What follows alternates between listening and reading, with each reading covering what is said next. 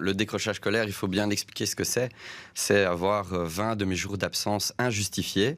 Et donc, c'est des élèves qui vont peut-être jamais terminer leur scolarité. Je pense que ça, c'est un phénomène qui grandit. On a vu que pendant le Covid, ça s'était accentué. Alors, il y a des effets d'accélération avec le Covid.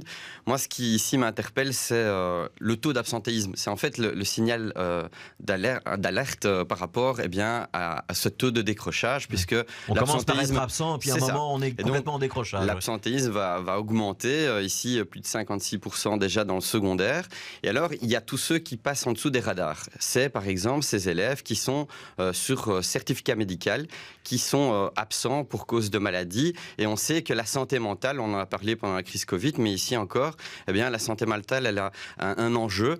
Et il y a beaucoup d'élèves qui sont absents parce que soit ils sont en burn-out, ils souffrent de harcèlement, ils ne se sentent plus à leur place à l'école. Et on doit pouvoir trouver des solutions parce que pour moi, ça c'est vraiment un enjeu fondamental et on voit cette vague qui va commencer progressivement à arriver et on doit pouvoir intervenir. Vous dites vague, ça veut dire qu'on a des chiffres ou pour l'instant c'est une simple suspicion? Mais c'est ce que je vous disais, 56% déjà dans le secondaire. 56% quoi, donc de jeunes qui sont régulièrement absents? Qui sont pour le moment donc absents avec ces 9 demi-jours. Premiers signaux. Et ensuite, il y a, et par exemple, des acteurs de terrain qui nous ont rappelé cela. Moi, j'ai été rencontrer notamment l'atelier Out of the Box qui expliquait qu'il y avait beaucoup de leurs jeunes qu'ils ont pris en charge, qui sont sous certificat, qui ne vont jamais peut-être reprendre le chemin de l'école. Et il faut pouvoir maintenant arriver avec des nouvelles solutions parce que nous, on ne veut pas que les jeunes soient sur le carreau. Ça veut dire qu'il y a le système scolaire, il y a une note d'orientation qui a été déposée par le gouvernement pour lutter contre le décrochage.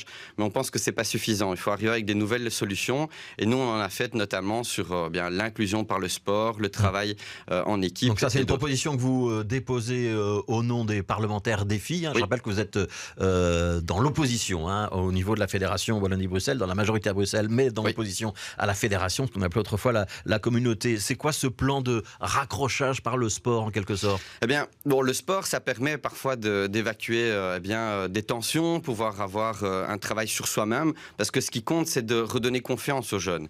Et donc, il y a en France, par exemple, une expérience qui a été mise en place, c'est l'agence éducation par le sport, qui a commencé un petit projet au niveau local, et puis qui s'est déployé au niveau du territoire français dans son ensemble. Donc, l'objectif, c'est de pouvoir redonner confiance aux jeunes, travailler sur l'estime de soi, développer leur talent, leurs compétences. Il y a un retour soit vers l'école, ou alors vers l'emploi, parce qu'il y a un vrai partenariat entre les clubs sportifs, des coachs en insertion et alors les entreprises qui peuvent même embaucher. Vous demandez aux clubs de sport de faire un boulot qui n'est pas tout à fait le leur, Michael Vossard. Alors, ce qu'on demande, c'est que d'abord, en Fédération Wallonie-Bruxelles, on se penche sur ces questions, on puisse intégrer ça dans le plan global de la lutte contre le décrochage. Il faut absolument investir dans donc on appelle ça la compensation, c'est faire en plus, apporter des solutions en plus que l'école peut apporter, les autres services.